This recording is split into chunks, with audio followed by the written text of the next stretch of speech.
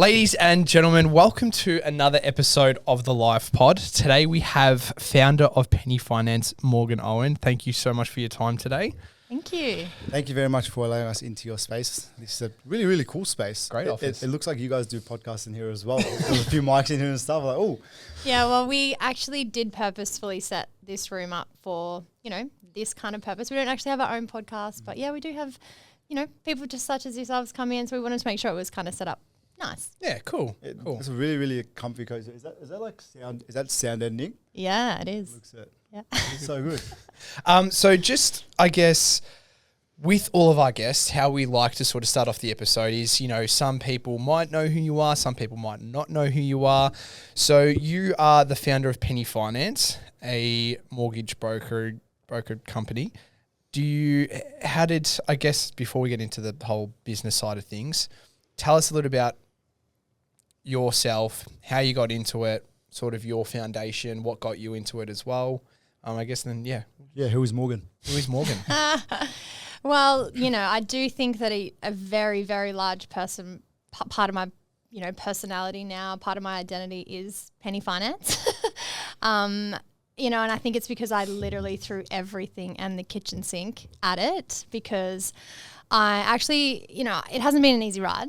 I actually don't know too many successful people who have had an easy ride. We've all made mistakes. We've all failed a lot along the way, and I am absolutely no exception to that. I came into finance 2016, fresh out of fitness, so like completely no finance experience, no background whatsoever. Oh yeah. So didn't know that. No, and a lot of people don't. Most people in finance do have a finance background. They had they worked at a bank for 15 years, prior to going into broking. Not me. I think that's why that's so surprising. Yeah. So was it you were like a PT, a fitness coach? I was a trained personal trainer. Yep. A qualified personal trainer, sorry. But I actually was managing the gyms. So one of my first career jobs out of university was managing a Jets Fitness. Wow. But I actually did that pretty well. So, it didn't take long before I went from 1 studio to 5 studios, and then I was poached to a Pilates company, helped that franchise grow.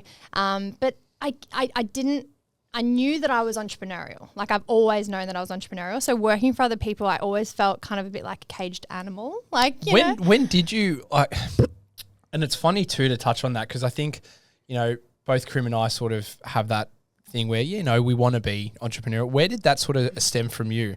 I did see a post that you posted on Instagram where you were actually making pancakes at one stage. You got it. Yeah. So, and I was like, is that 13. true though? So you were Yeah. just flipping pancakes or making them and then just thought, I don't want to be an entrepreneur.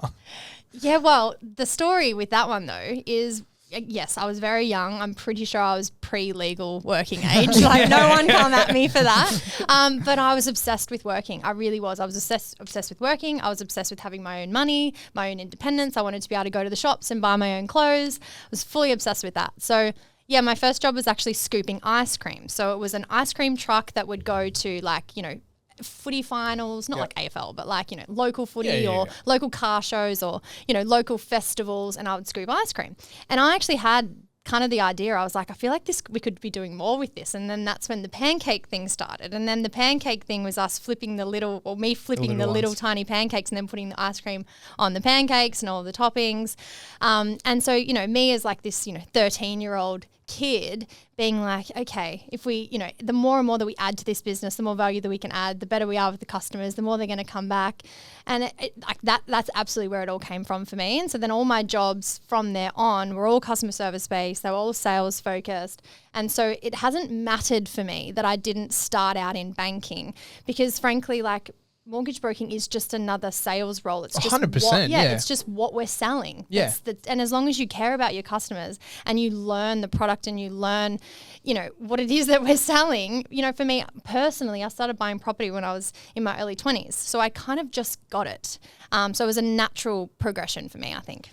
I think the first few things I want to say is like that mindset that you had, I think is one of those things that can't be bought, can't be taught. It's like one of those things. And again, not to say that we're better than anyone else, but it's like you either have it or you don't. You either look, and again, just to put it simply, there's no real right or wrong about working a 9 to 5 or anything like that, or just, you know, managing a gym or anything like that. But it's like, if you have that mindset of like, where can I go from here? What's next? And like, that's what's coming from within. It's something you really can't buy. And that's where this whole entrepreneurial thing comes from, where you know there's so many more levels to something and you can scale and there can be more money to earn. There can be a bigger team.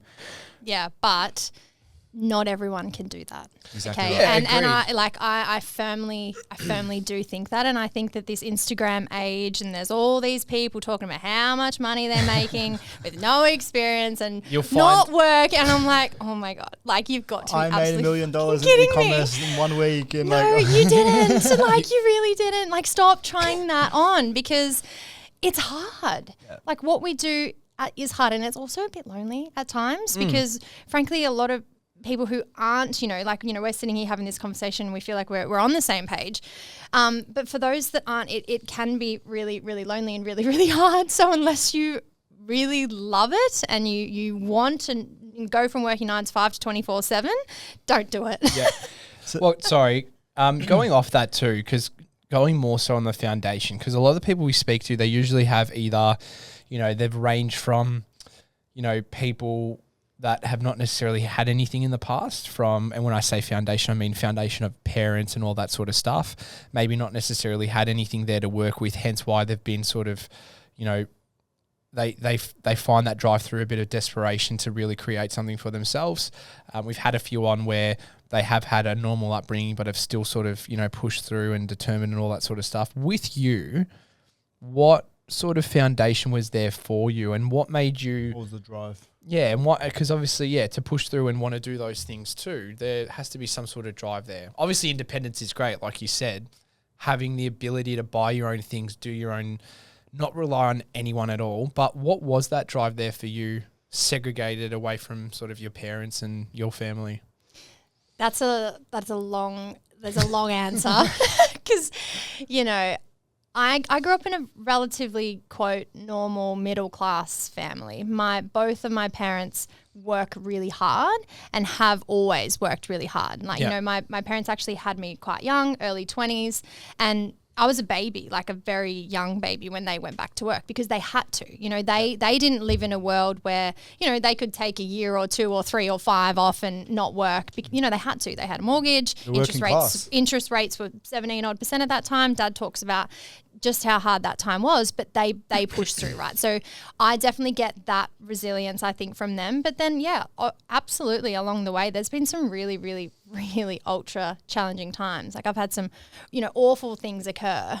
Which we'll touch on. Yeah, right back from when I was a kid all the way through to more recent times within the business. But I think that for me, there's anytime anything, quote, bad happens, I am just not someone who stays in that. I can't stay in that, oh, woe is me. Oh, that's a shitty thing that happened. Oh, whatever. Like, I'm like, okay, that happened. That's the universe trying to tell me something. What am I going to do about it? How am I going to get through this? What's the solution here? And I'm very quick to just kind of chop that off and be like, okay, that happened. It's done. What are we doing about it? I just can't sit in the shit, I like to call it. I can't. I'm like, what's next? Yeah, and it sounds like, I mean, our first ever episode on this whole thing was failure. And we touched on it, and it just goes to show you there. You said earlier on that you've had all these failures throughout your life. The way we look at it, it's more of lessons. Yep.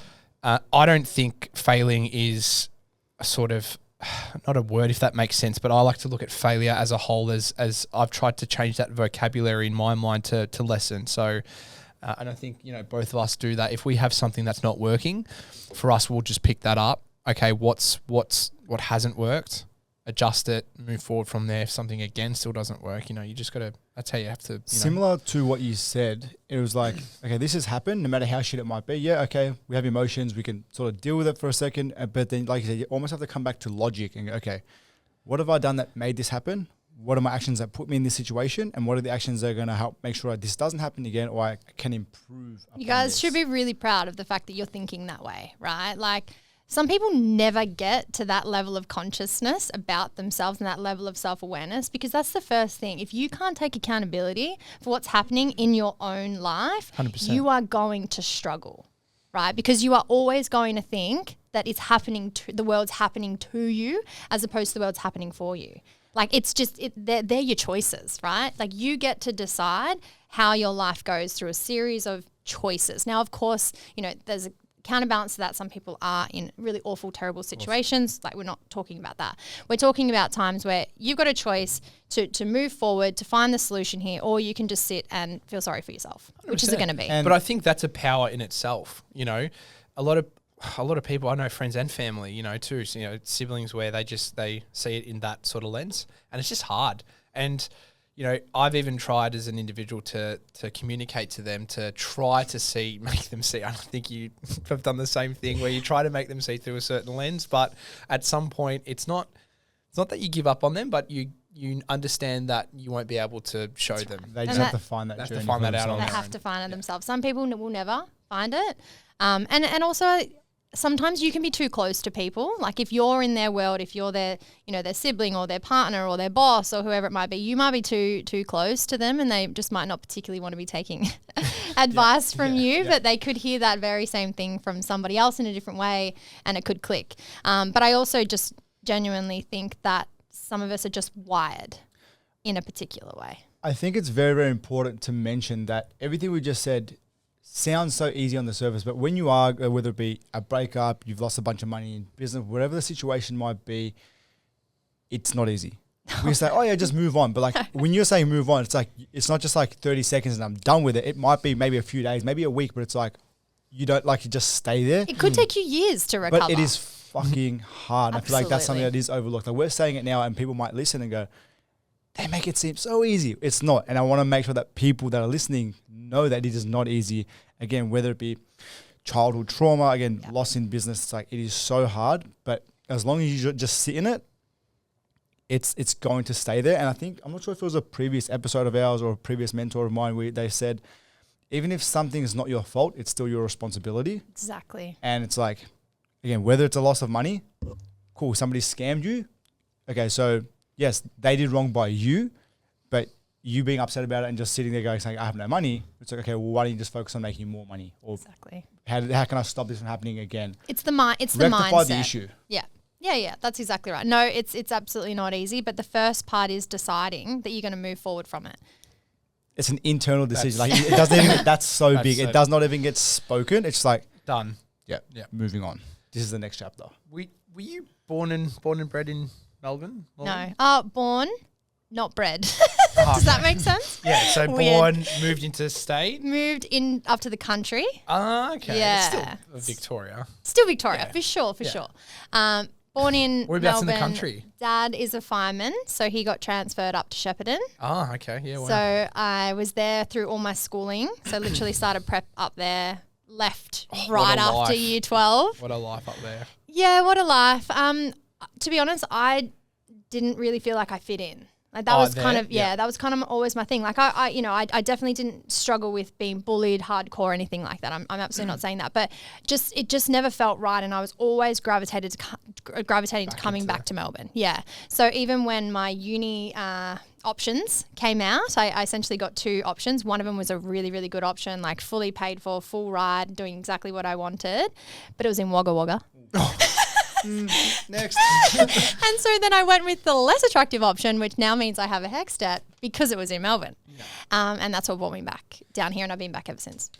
Sort of coming back to, again, this whole entrepreneurial mindset thing. You said you moved up to the country. So did that involve you from a young age, whether it be helping, you know, if you were living out there, like working from a young age, you know, even helping around the house? Do you think any of that stuff had a big impact on sort of that mindset shift from a young age?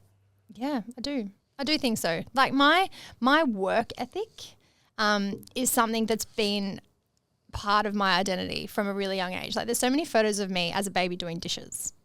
Like they're like I used to love helping. I was a helper. Like anything I could do to, you know, my parents would have a house party and I'd be up in the morning like cleaning up and I'd know who'd been there based on what drinks were there. I was like, oh, they've been there. Oh, they've been there. You know, always just wanted to help. You know, and that's probably the bit of the trauma, right, in that is that I wanted to be noticed or I wanted to be loved or I wanted to be needed and all those sorts of things. But I'm also the oldest in the family too. I've got 2 younger sisters. One of them 6 years younger than me. So, you know, I always felt this need to be mum, even though mum was great, but I still always, It's an older sibling thing. I yeah. completely know where you're coming from because I'm the oldest of 4. You get it. 100%. Not that they like it maybe or appreciate it, but you know, it is what it is. They don't see where we're coming from. I don't, because I'm the youngest, so I'm like, oh no, this is fun. Leave me alone. I want to touch on, we've got here sort of a point of how did you get into finance? Now, I do know that you purchased a property at the age of 22 and then 24. Well done. Which is fantastic. You think that until you hear the full story. Yeah. but you still took action, you know? That's right. So did you know finance heading into that? Absolutely not. Or was it just the basics? Which was a big error. So, Okay. you know, like everything in life is a lesson. We've already touched on that, Yep. right? So if I reflect back, you know, first of all, I was obsessed with working. I was obsessed with independence. And then coming out of uni, I was obsessed with buying a house. And part of that is the security that comes along with that. Having your own house, a roof over your head. You know, it's kind of like a tick box that you've done that, you're accomplished, Move on, right? That, you know, I can then move on to whatever the next thing's going to be. So that was the buying the house thing. But I absolutely didn't take advice. I didn't seek it out. I didn't take it. Is that because you felt like you didn't want to, or is that because you were just sort of, I just thought I knew. I guess, young in the sense of I don't need to know? That's right. Yeah. Like you're 22. Like how bad can you fuck it up? Right? And if you're 22 and you do it and you do fuck it up, well, I got plenty of time. You know, that was my mentality. It was a little bit reckless is probably what I would Something like say. Gary Vee would say. Well, I suppose that's good then, right? It is a good thing. It is definitely a good thing. When you say fuck ups or information, are we talking more from the finance standpoint? So what took me into finance was because I needed a me in that situation, Got ya. right? So I had my parents, right? You have your aunties, your uncles, your everyone trying to give you advice. But I mentioned that sometimes, especially when you're young, you don't love taking advice from those people. You really don't. Yeah. And I'm not saying that you shouldn't. You should. Like now, reflecting back, I'm in my 30s. Obviously, I should have. Hear him out. Great. That would have been an ideal situation. But I had decided what I was going to do, right or wrong, and that was just what it was going to be. So had I had someone like me, the advice that I would have given me at that point in time would have been just broadening my horizons, because a lot of people do. They come in and with a one-track mind. They're like, I'm going to buy a house that's going to be in this area. It needs to cost this amount because mum and dad live around the corner, or whatever their reasoning for that is, which if that's going to end up being the best move for them, then that's completely fine. But in my opinion, my job is to also make sure that you understand all of your other options. What else could possibly be out there that might actually make a better financial decision for you in the long run? And then you're armed with all that information. You get to go away and make a call for yourself. Yep. You've at least Got that explored information. the options Yep. rather than just go gung-ho at something that I ended up hating. And that was my problem. So it was completely emotional. I made an emotional decision about the buy. I moved Which in and is I always the case in fucking real estate. hated it, right? I hated it. I hated the house. I hated the area. I hated everything about it. 22, what was the first property, if you don't mind us asking? It was a 2-bedroom, 1-bathroom house in Werribee. Land size? Oh, I reckon 300-ish. And what was it about that you hated? Was it just because it was in the sort of country, like so far out? Was it? Say Werribee's country. Werribee is not a bad place, but you know, at that time I was moving into that Pilates role, and the Pilates role was a role that I was traveling a lot. I was in the car a lot. I was on the other side of town a lot, and the commute killed me. Oh, so did you buy it as a owner To occupier? live in. Yeah, yeah. Bought it to live in. So then I'm stuck out in Werribee, stuck on that goddamn Westgate freeway every day, wanting to, you know what, not happy, Jan. Stop on the west. So then the next part of that is, had I had a me in that scenario, Yeah. I would have been talking to that person about renting it out, Yeah. right? It was a good property. It was a good investment at the time. I should have kept it. New build as well, I'm assuming? No, I was probably about 10, 12 years old at the time. Yep. Relatively new part of that sort of area out there. And that's still growing out there. Like they're still Oh, it's building going new nuts houses. now there in Insane. Werribee. Werribee Exactly. South is ridiculous. That's what I mean, right? So Yeah. like hindsight's bloody wonderful. So at the time I thought I'd done a really bad thing by buying that property. Now in hindsight, it was a really good decision. I just didn't know it. Yeah. And I not only rushed into buying it, but I rushed out as well. Oh, I got ya. Okay. So how long did you have it for? Only a couple years. So it grew and I used that as Equity. leverage to buy the next one. At 24 years Yeah, old. that's right. And then I was out. So as soon as the second one settled, I was out of the first one Okay. And where was the second one? up in Queensland, which was my second mistake. As an investment? Yeah, Okay. off the plan. Off the plan. Okay. Is that the mistake? That's the mistake. Yeah. Okay. Yeah. So then I started taking advice, guys. But I started taking advice from the wrong people.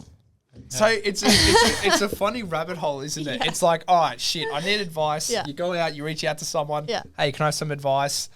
And it's shit advice. So, But you don't know it's shit because you don't know what you don't Yeah, know. you don't- yeah, you've so got no would idea. you have told your younger self, use the equity to buy something else, but keep that and turn it into a positively geared investment, and then just keep growing from that? Oh, people are. That's what is that what you would If have I told had yourself? my time again, I wouldn't have bought the first one at all.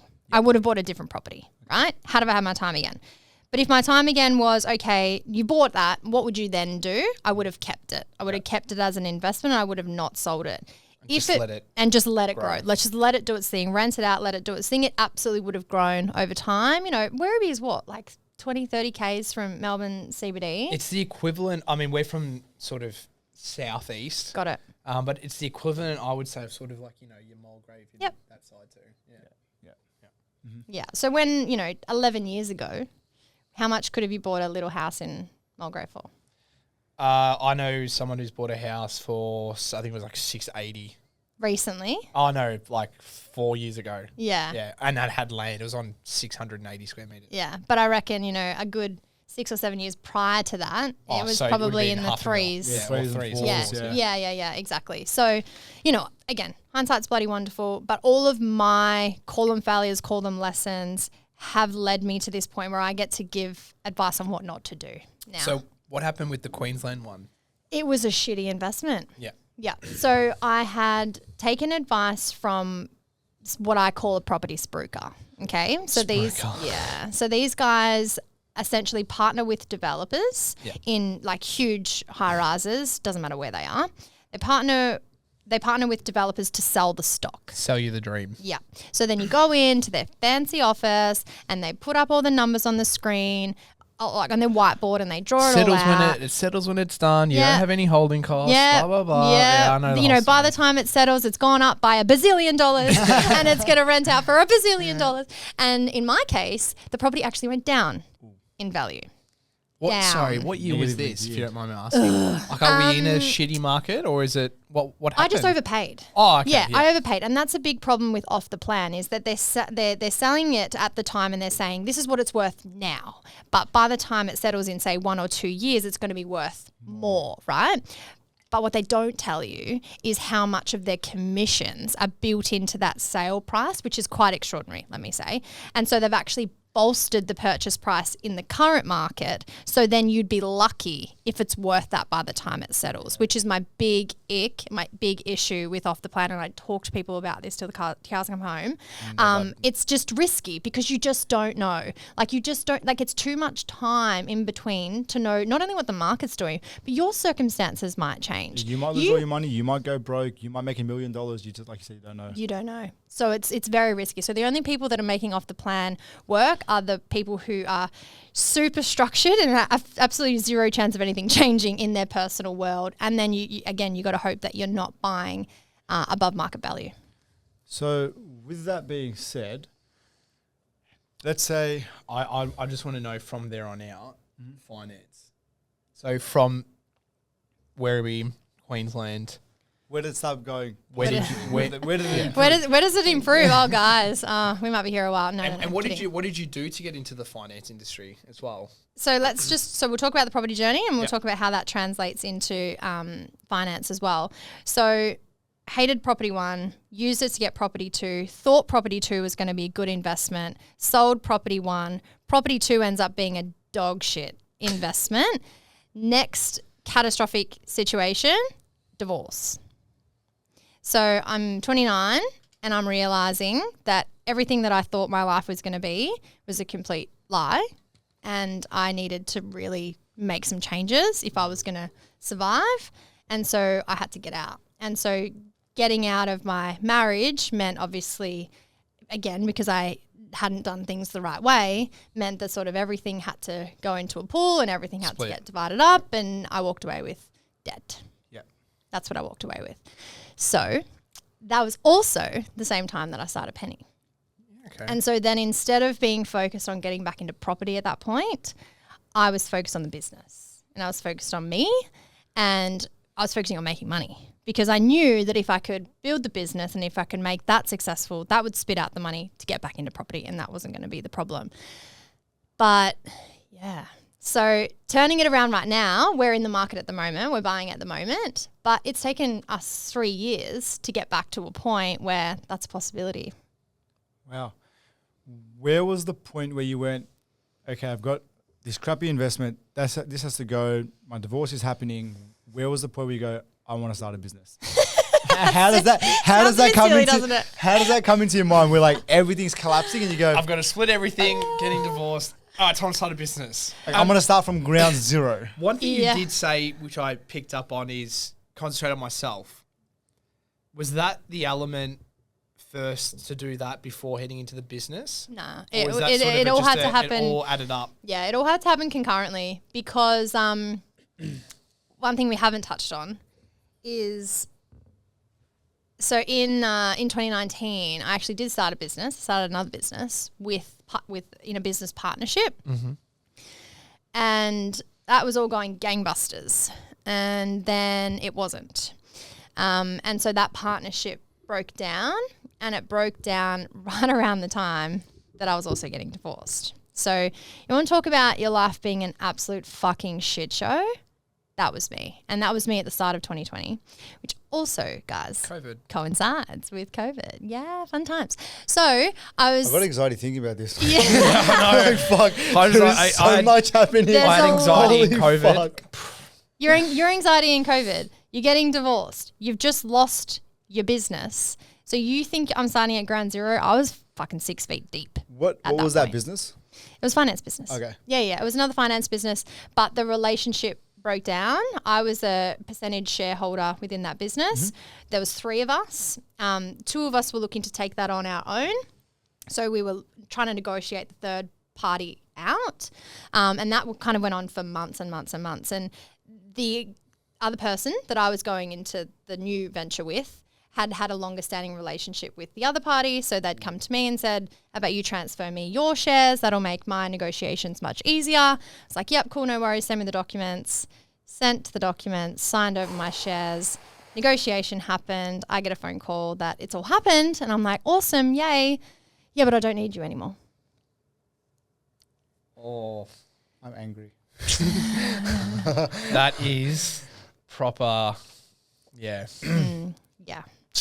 Yeah. So how was that? So how was that? How was that? How was How yeah, was that was that? awesome. How That was getting brilliant. fucked Love over? that for myself. Sensational. Yeah, no, it was fucked. It was fucked. I walked around my street just being in shock. Like, you know, we've talked about, like, what do you do in times of, like, So was it utter failure? was it sort of like not conniving? Was it done intentionally? Like, like so it was it was conniving. full. Oh, it was full conniving. So did they 100%. end up just staying in together and then you were left out? No, they cut the other person out too. Oh, so they just took it for themselves? Yeah. Fantastic. Yeah. Wow. God Yeah. bless. Yeah. No. So they did the negotiation. They did that part. And I was like, awesome. Because we'd already created a new entity. We were still trading. We were still working. I was still managing the team. I was still writing loans. And then all of a sudden I wasn't, because I'd lost everything. So yeah. So when we talk about why I started Penny, I kind of got to a point where nothing could get any worse for me at that point, right? And I'd been to lose. completely screwed over by, you know, the people that I thought that it was the closest to. So I was like, at that point, I didn't think I could trust anyone, frankly. So I was like, if I'm going to do this, it has to be me. It has to be all in on me. And prior to that, you know, I'd started working in finance. I started working for other people because I didn't come into finance thinking I fucking knew everything.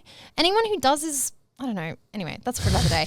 But it takes time to learn the craft. It takes time to learn what we know. It takes time to be trusted with this level of advice that we're giving people. So I didn't come into it thinking I knew everything. Worked for other people, learnt everything that I could, for the first couple of years. And then it was only then that I went into that business, lost that business, and then started this one. Sitting where we are now, the founder of Penny Finance and its success of recent, like since you started it, that question, has that changed at all with you trusting people? Yeah.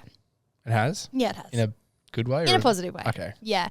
But I've had to learn a lot about myself. And, one of my closest mentors and partners, he says to me, he's like, Morgan, what you need is a few more shots of skepticism, because what I do is I do just naturally trust people.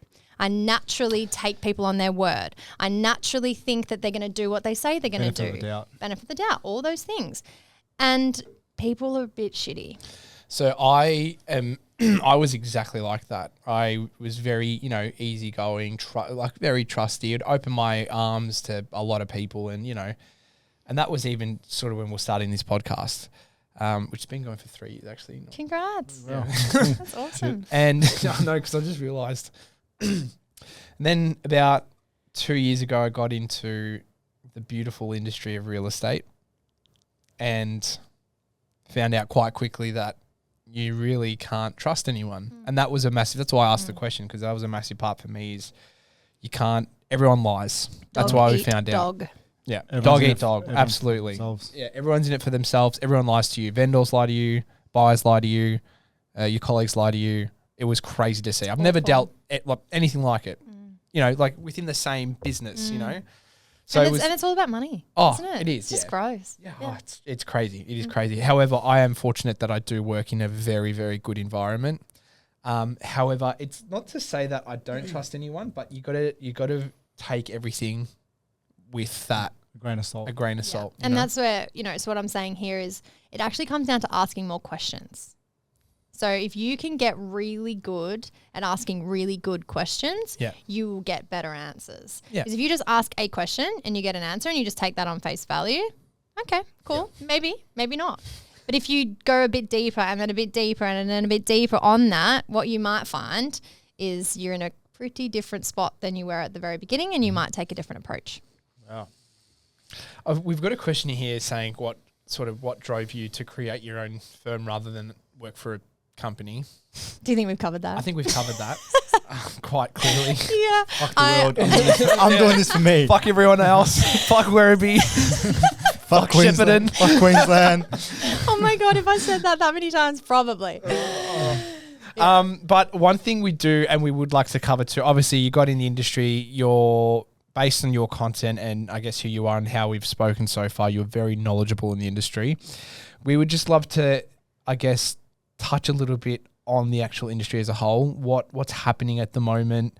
And I guess I got a question too. With what you do, how do you guys go about, the actual structure of your business, running it currently, and how do you go about generating leads and all that sort of stuff too? Because this is a very, very competitive market. I know that. Do you want to go with the lead gen question first? Yeah, we'll go with that first. So how do you go about generating leads?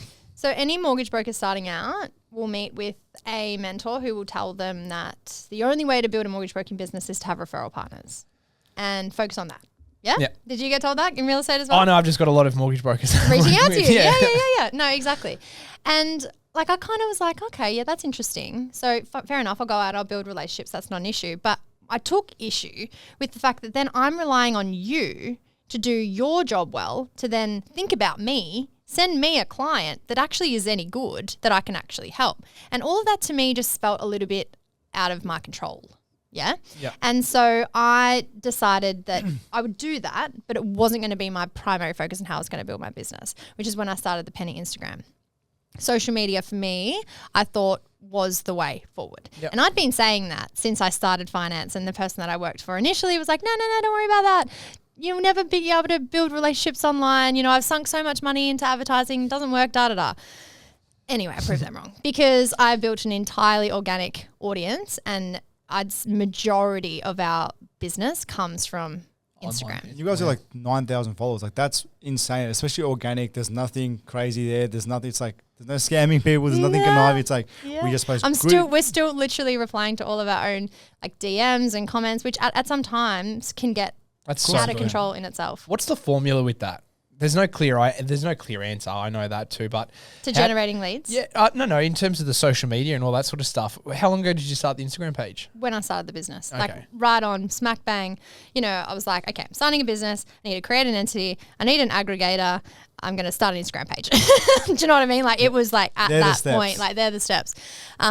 And if you look back at some of the first ones, they're really awful. It But- It's like you start somewhere, you post Yeah. the content, you get the ball rolling. even us. It was Yeah. the first few episodes were Cringe. just like, ugh, what Yeah. the fuck were we saying? I know. I think, correct me if I'm wrong, I think a big thing in any industry, especially with social media, is posting a bunch of things, seeing what your audience 100%. wants, That's right. how they digest information. Are they liking it? Is it blowing out? Is it being shared? And then which is actually giving you Yeah. the referral / leads. Do a lot because then you're also going to get better as you go too. Yep. Yeah. And it depends on what you're doing it for. So if you talk about is there a strategy, like genuinely, we do have a strategy for sure, but that's been developed over years of literally figuring this thing out. So, you have your posts that go out that aren't necessarily all that specific. Maybe they're a bit of a skit thing, or maybe they're, a meme, something like that. Those always get more views. 100%. Always. But they're not the ones that are generating Quality leads. leads. Yeah. Yeah. So they're going out to, say, the masses, which is ideally putting eyes on your page, which is good. But you've still got to be careful because you don't want to just have this viral post that then just attracts all these followers that are never going to buy from you. So I've always been quite specific about not caring about views, right? They've come over time, but caring more about putting quality content out there that educates people, that people want to see, that people want to interact with, people do want to share, because it's not just new business that we get from it, but because we're on it all the time, it's also, we're front of mind for our referral partners. We're front of mind for our current existing clients. So like we'll often, after a weekend, we'll get an influx of clients from our current clients because they've been at a wedding or they've been at a barbecue or they've been something. And because they can never escape me. Yeah. Your face is always My there. face You're always is always posting. there, yeah. Always front of mind. Exactly right. That's right. Yeah. And I think that's a huge part of the power. I've dealt with a lot of mortgage brokers in the past. I You think, would've. yeah. One thing about you though is your energy. It's fantastic in the sense of, you just seem so excited about what you do, where you just get your tie kickers. You literally just sit there. Oh yeah, what do you want? So I guess, have you found that as sort of an attraction for leads to come to you as well? Just your general energy? I think so, because people follow along, and you guys, you're entrepreneurs. You know this about marketing. People don't just see you and then buy from you. People buy people. Pardon? People buy people. That's right. But people still want to know, like, and trust you. So when I started, I wasn't just posting finance content, and I still don't. Like, you'll still see me posting about me and Axe or on the weekends or, just about our general life. And people It's good. lap that Yeah. up. That's what people want to see. They want to see who it is behind it all. So I don't just have the Penny Instagram, but I have the Morgan Instagram as well, because I think it's important to I'm trying to distinguish the two. Yes, of course. Initially it was just all Penny, because one, I didn't have any time to do anything else, and two, I was trying to build a business. Whereas now I'm also trying to distinguish who Morgan is as part of this whole thing as well. As the founder, as a business owner, as someone who struggles, at times, and then having the Penny business is also one that's showcasing the team and everything that we're doing as well. And I don't think you'll ever find that answer. I think as a business owner and entrepreneur, you're always evolving in one direction, like upwards. Yeah. You're always finding out new things, new issues, adapting and growing. The Yeah. direction's never straight. No. It's always gradually, it's always a trending upwards. Yeah. But it's never just like here. It is for us, right? And it's interesting because we can sit here and have this conversation. We completely understand it. But then the people around you, I don't know if you guys have run into this, whether it's the team or whether or not it's your family, they kind of think you're all over the shop. Yeah. Oh, that is And they so kind of true. think like, oh my God, you're doing that now? Oh my God, you're doing that now? Yeah, It's literally. like, yeah, but like in my brain, it was always part of the plan. Like Yeah. we were always going to get there. We're always going to do that. But then most other people aren't necessarily as, in their mind, they have to sort of see it, whereas we see it before it happens. Correct. Yeah. It was so funny. I got back home the other day from work, had an appointment, then went back home, got changed, went to the gym. My brother's there. He's like, "Where the fuck are you going now?" I was like, "To the gym." He's like, "Oh, fucking hell." So it's just, we're always on the go, always on the Always. move. So Yeah. yeah, it's a good point. We did speak about some of your challenges throughout till this point. What have been some of the other challenges associated with the business and finance and all that sort of stuff, and how did you overcome those? The business specifically, do you think? More business specifically, I guess. Oh, every small business struggles with cash flow. Yeah. Right. Like I did not start this business with a whole heap of money. Capital. Yeah. No chance. In fact, I started it, like as I said, I came out of the divorce with debt, frankly. So it started from nothing, and my plan at that time was just to write loans. And so I had enough money. I'd borrowed some money from my dad. He helped me out at that point in time. My mum bought me my laptop. My partner at that time, she bought me the screens, like my dual screens and my Very desk that I had set up in my Hawthorn one-bedroom apartment. What a shift. What What a shift. Where we're Shepherd sitting into a one-bedroom apartment in Hawthorn. I know. That's me all over the shop. Organised chaos, as I like to call it. But yeah, challenges, obviously just starting out with nothing, knowing that I just had to write. And within finance, there's a lag. So you could write a deal on day one. Yeah, we're the same. Yeah. Yeah, it can settle the following month if you're lucky, and then we get paid the month after. Yep. Right? So there's literally, there's at least a 3-month lag. Anyone going into finance realistically should have sort of 6 to 12 months built up that they know that they can keep their expenses covered. We went back to absolute bare bones. It was also during COVID. So there's a little bit of, luck involved there that we couldn't do anything anyway. Couldn't go out, couldn't go anywhere. You found that it was a hot sort of time though for people, because I know from the real estate perspective, people were buying. Yeah. 100% dropped. Yeah. Everything, yeah. And they saved. They were not spending. That's right. That's what it was. And the rates were low. Yeah, true. Somewhat income coming in, expenses down low, Yeah. people selling. Exactly. Perfect time. And again, because I was building my community on social media, people were home, people were consuming content. Yeah. So it was as much as it was a shitty time, it's actually, if you look at a few things in a positive light, there were some really good reasons to do it. Two things on that. The first one is, and correct me if I'm wrong here, I'm going to assume based on the circumstances you said you were in, you almost ran at a loss for a bit to barely even break even at the start. And it's like that in itself, again, nobody wants to see, nobody wants to look at. They want to start a business. Like, hey, where's my profit? Why don't I reach it? I've started whatever, a real estate, an agency of this or clothing, and like, where's my money? Where's the profit?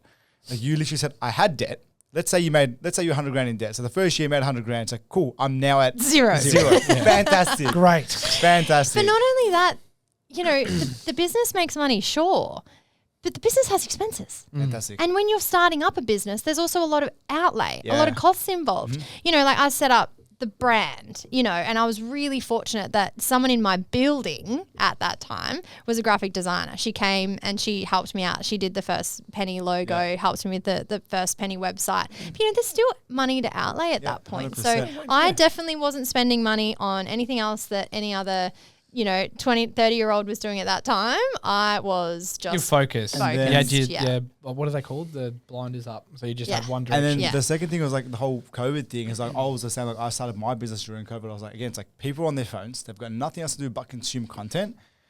It's like I've got as much like the attention that my business is going to get is probably the highest it's ever going to be for probably the next few years. Why would I not capitalize on it? And I think that comes back down to when we first opened this conversation about that mindset of like, you're motivated. yeah, it's like we've got that drive. What's the next step? How can we grow this thing? It's like, again, you see the opportunity, you take it rather than going, oh, well, I'm just going to sit at home for a year and do nothing instead. I didn't just start the finance business at that time either. So in November of 2020, Axe, my partner, and I also opened a gym.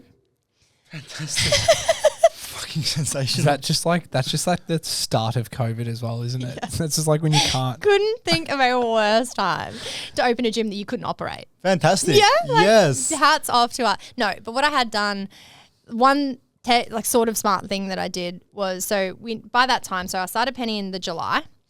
Fast forward to the November, I actually needed an office at that point. Not like a big office like what we have now, but like I needed a place to go to do the work rather than just the apartment. And so we went and had a look at this space. Axe was going to have the gym section and I was going to have the little office at the back. All of that was fine. And so I negotiated with the landlord that, at that time, everything was so unknown, right? Like, back into 2020, we didn't know that there was going to be a whole another 18 months worth of this shit at that point in time. Oh, stay home for 2 weeks. Just give us 2 weeks. It'll all be fine. Yeah, correct. But so what I negotiated was if the gym couldn't operate off the back of a government mandate, we wouldn't be paying rent. right? Because we can't operate. So we're not paying rent. Penny and the business would pay their portion of it, but the gym wouldn't. And that was a saving grace because the business was registered, the fitness business was registered for GST. It wasn't having to pay rent. So I was getting the government incentives at that time to keep it afloat without having a big rental cost. And that's what got us through. Wow. Like we just literally we did whatever we could at that point to literally survive. Like literally stay alive. That's live. it. That's all we were doing. It was surviving because we knew that COVID would end at some point, and we knew at that point we'd be fine. We just had to get through. No, I know. And then it just kept getting extended. And it did feel like we did know when, and then it wasn't. Yeah.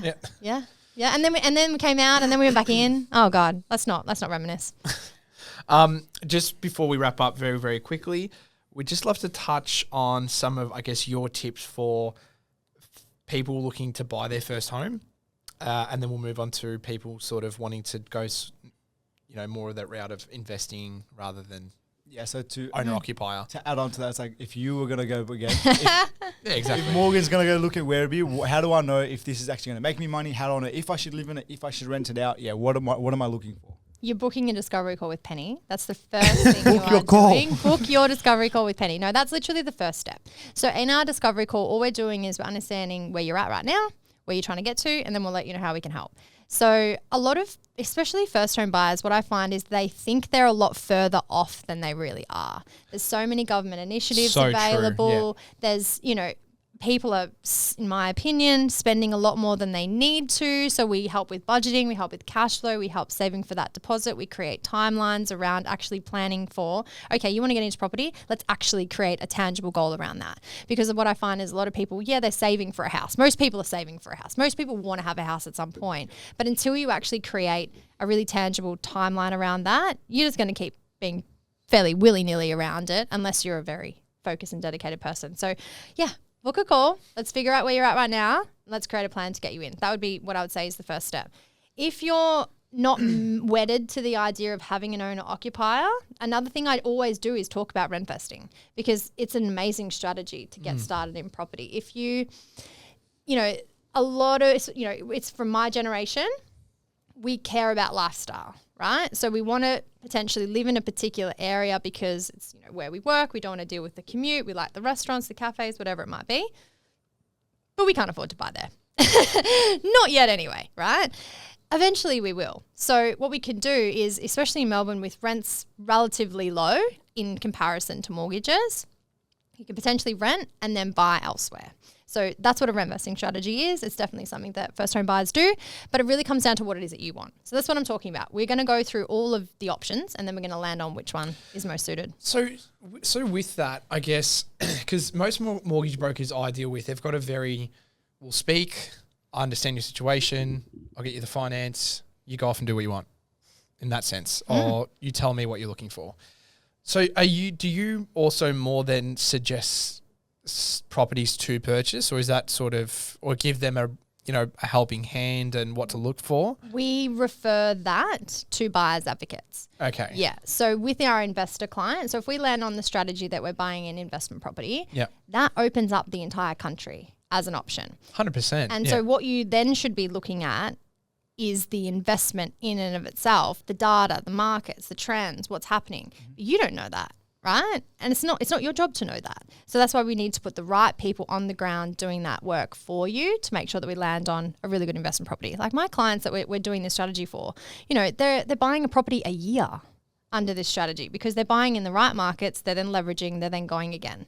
All the while living their best life as well. Going back to the trust thing, when you speak to people like that though, what are some green lights and red lights to look for? Flags, not lights, idiot.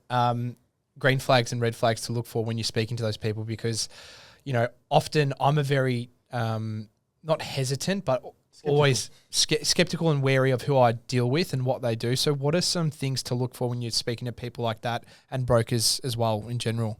You need to educate, right? Like you need to be able to answer people's questions. And if I have clients that don't have questions, like I'm dubious about that. So like I'm going to overshare and I'm going to let them know what questions I think they should be asking. Because people do follow, they do like, they do trust. People will often just come and be like, Morgan, just tell me what to do. Yeah, okay, great. Whatever you say. And I'm like, no. Rewind. We're a team. We're a team. Where are you trying to get to? Like, what's your ultimate goal? That's what I'm talking to people about, because we're all in this life. We're all going somewhere. We're all trying to get somewhere. So if I can then help you get there faster, that's pretty cool. Yeah. Right? If I can show you that there's a way to actually achieve that, that's pretty cool. Is there certain things to look for in general, knowing that something as a investment is going to be positively geared? Is it like certain style of property? Is it a land size? Is there certain areas in general at the moment that usually tend to be better than others? So what positive gearing translates to, just to break that down, is that the income that's coming in from the property is more than it costs to hold that property. With interest rates where they are at the moment, that is really, really hard to find unless you've got very low debt. Yep. Okay, so if, let's just use round numbers and say you've got a $500,000 property. If you've geared that property up to 80% on standard interest rates with relatively, even a really good rental yield, you'll be lucky to have that property as neutral. Yep. Okay, you might find positive cash flow properties out there, but they're probably going to be in areas that are pretty risky. Werribee. You're not going to find anything Werribee. But if, you were really, really, really fortunate to be in a position where you didn't have to take on much debt, then that would be a case where it would be positive cash flow. But when I talk to people about cash flow, positive, negative, neutral, all those sorts of things, we need to be looking at property as a long game. As any investment is, I think it's the only way. It's a long game. You can't be looking at it now and thinking, okay, it's going to make me a shit ton of money overnight. It's not, guys. Like, it's not. There's obviously development opportunities out there. There's renovation, there's construction, there's flipping. There's literally so many strategies. But unless you're really, really experienced, I tend to sort of help people err away from that sort of stuff and go with mitigating their risk as much as humanly possible.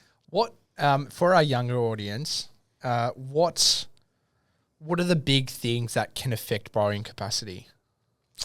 Income is the first one.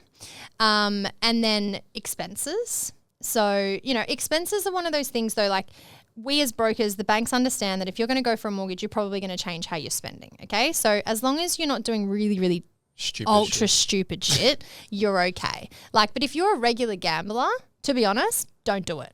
Like if you're trying to go for a home loan and you need to provide your bank statements, they don't want to see that. They really don't. They don't want to see that you've got Afterpay and Zip Pay and all those sorts of things. They don't want to see heaps of consumer credit cards. We want to try and clean all of that up. And that's another reason why booking a call is really important, because if you are in that position right now, hypothetically, I'm not saying it's a complete shit show, but if you're just a bit unsure, we can guide you. We can say, okay, well, change this, do this. And once we get there, we can do that. Cool. Rather than just head in the sand, it's never going to happen for me. This might be a little bit either really specific or really vague, but for an example, I know a lot of people use Amex, for an example, to save money, use it to buy shit and then repay it. There's something like that. Like a points hack, sitch. Type thing. Is that going to impact it? Or is it okay, as long as they're on top of their repayments? Yeah. Don't they need to see some sort of credit? No. That's a myth. Okay. That's an American thing. Yeah. So in America, as far as I'm aware, you have to have credit to build credit. That doesn't happen in Australia. So as long as you don't have bad credit, you're fine. Yep. So we see first home buyers all the time that don't even have a credit file because they've never taken out any sort of, even an Optus, they don't even have that. Even credit scores don't really matter that much? Credit scores do matter. Okay. Credit scores matter. But what I'm saying about what affects the credit score is being bad. Is missing repayments, is, defaulting on anything, is going to hardship on things. That's the stuff that derails your credit, and that will have an impact. You don't have to have a perfect credit score though. So as long as the credit score is sort of over the 500 mark, that's kind of a baseline of, we're okay. Yep. If there's a couple of missed payments on there that are completely explainable, like maybe a situation was, you changed bank accounts and the direct debit was coming out of the other one and you didn't switch it in time, but you quickly paid it off after. If there's little things like that happen, we're all human. Shit happens. That's okay. It's where we can see that there's just a systemic problem that we need to get on top of. Crown Casino withdrawal, Crown Correct. Sports bet or whatever the other ones are. Yeah. Do they actually look at that, like sports bet? Mate. Oh, yes. Really? Oh, shit. That's not me. I'm asking for a friend. Asking for a mate.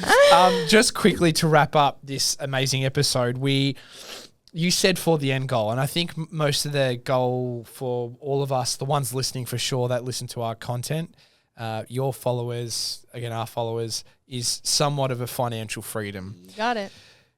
What I guess, is there a roadmap to there? What sort of tips and recommendations could you suggest? Obviously, booking a call and start that. Start there. Yeah. But do you reckon that's achievable through property? Because some of the things you hear is, all right, some people buy 2 or 3 homes, but they're capped, can't buy anymore. How do you shift around that? And what, I guess, is your sort of take on it all?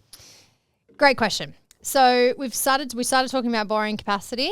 So when it comes to investing, there is a very strategic way we go about investing to avoid that cap that you've just mentioned there. Yep. So any person, as you sitting there as a human being, has a cap based on your income, based on your expenses, based on your situation. Sorry, even if they're positively geared properties? Yeah. Okay. There's still only a certain amount of debt that we can take on. Yeah. Okay. Yeah. Everyone's got a debt ceiling. Okay.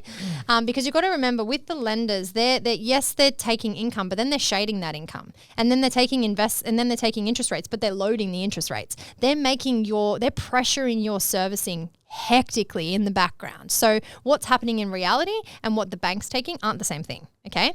So the way that we avoid hitting that ceiling is that we actually encourage clients, first of all, to get accounting and legal advice around this, because I can't fully give you this advice. This is not legal or financial. This is just general advice. Disclaimer. No, but literally coming at it from a borrowing point of view, we buy the properties in entities. We buy the properties in property holding trusts, so that then once they are neutral, taking care of themselves, we call it washing their own face, positively geared, whatever you want to call it. That's essentially in itself a business. So that sits over there. Its income comes in, its expenses come out, it takes care of itself. So when we go and buy the next property, we can ignore that one. Because you're not in debt, you're not going backwards. That's right. So they go, you're not, we can give you more because we know that. Because this is a whole new entity. It's a whole new business. Yeah. It's unrelated to that one. So that's how we avoid it. It's the only way to build a portfolio. If you've got 2 existing properties under your name individually, can you transfer those into a trust? You can, but you got to pay stamp duty. You got to pay stamp duty to transfer the ownership. Yeah, okay. So in those situations, what we say is like, this is kind of your baseline. Let's see what we can do to work on top of that. So if you start buying in trust from there. Sorry to interrupt, but if you have like say a discretionary trust or a trust there, how does the bank, or how do you then lend money to buy that property if there's no history? Because you become the guarantor. Okay. Yeah. So you as the person, as the director, beneficiary of said trust, provide an income guarantee for it. It's all very complicated. Oh no, we're talking about quite sophisticated investing at this point, but this is the sort of stuff we do. Yeah. This is how we're helping our clients build portfolios. This is fantastic. Well, I think that is enough.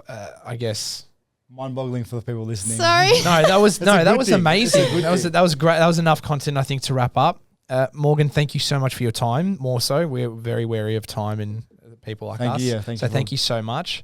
Thank you so much for an amazing episode and some really good points. So much value. Yeah, heaps of value. People can take on so many things, whether it be business, resilience, life in itself, starting a business, take the action, eat the shit, move on from it. And I feel like, again, it's very, very cliche, but it's like you only fail when you quit type thing. Like you literally started a business in debt, made a bunch of money to get to ground zero, and then started pushing forward. So that's amazing. Again, thank you so much for your time. If you're not already following Penny and the team on Instagram and all socials, make sure you do so. And if you do need that help in getting that property, book in a call and chat with them. Thank you very much for another episode, and we'll chat to you guys soon. Thank you guys. Bye.